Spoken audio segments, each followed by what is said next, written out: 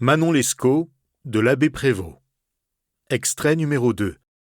La scène du parloir de Saint-Sulpice, des retrouvailles passionnelles. Il était 6 heures du soir. On vint m'avertir, un moment après mon retour, qu'une dame demandait à me voir. J'allai au parloir sur-le-champ. Dieu, quelle apparition surprenante! J'y trouvais Manon. C'était elle, mais plus aimable et plus brillante que je ne l'avais jamais vue.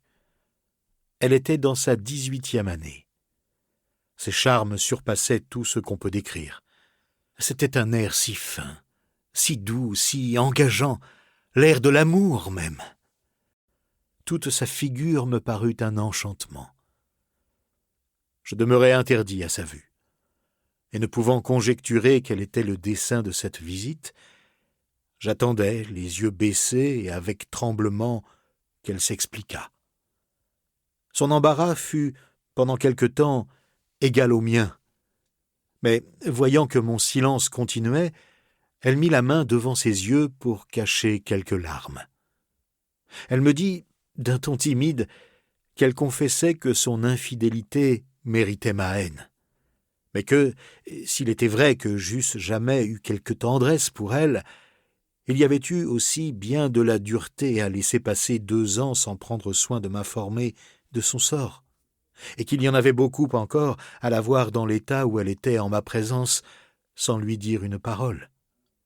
Le désordre de mon âme, en l'écoutant, ne saurait être exprimé. Elle s'assit. Je demeurai debout, le corps à demi tourné, n'osant l'envisager directement. Je commençai plusieurs fois une réponse que je n'eus pas la force d'achever.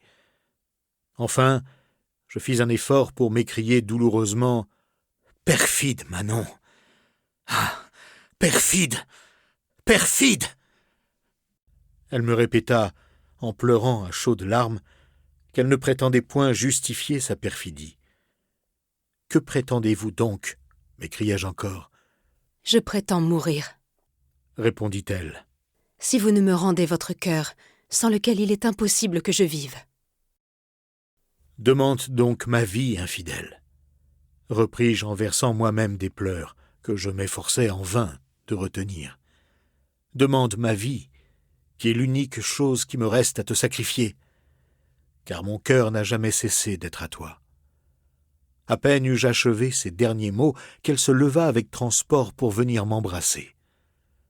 Elle m'accabla de 1000 caresses passionnées.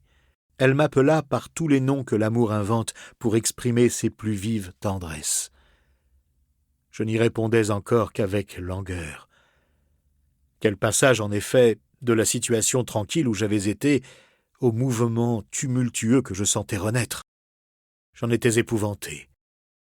Je frémissais comme il arrive lorsqu'on se trouve la nuit dans une campagne écartée. On se croit transporté dans un nouvel ordre de choses. On y est saisi d'une horreur secrète dont on ne se remet qu'après avoir considéré longtemps tous les environs. Nous nous assîmes l'un près de l'autre. Je pris ses mains dans les miennes. « Ah, Manon !» lui dis-je en la regardant d'un œil triste. « Je ne m'étais pas attendu à la noire trahison dont vous avez payé mon amour. Il vous était bien facile de tromper un cœur dont vous étiez la souveraine absolue, et qui mettait toute sa félicité à vous plaire et à vous obéir. Dites-moi maintenant si vous en avez trouvé d'aussi tendre et d'aussi soumis. Non, non, la nature n'en fait guère de la même trempe que le mien. Dites-moi du moins si vous l'avez quelquefois regretté. Quel fond dois-je faire sur ce retour de bonté qui vous ramène aujourd'hui pour le consoler? Je ne vois que trop que vous êtes plus charmante que jamais. Mais au nom de toutes les peines que j'ai souffertes pour vous, belle Manon, dites-moi si vous serez plus fidèle. » Elle me répondit des choses si touchantes sur son repentir, et elle s'engagea à la fidélité par tant de protestations et de serments, qu'elle m'attendrit à un degré inexprimable.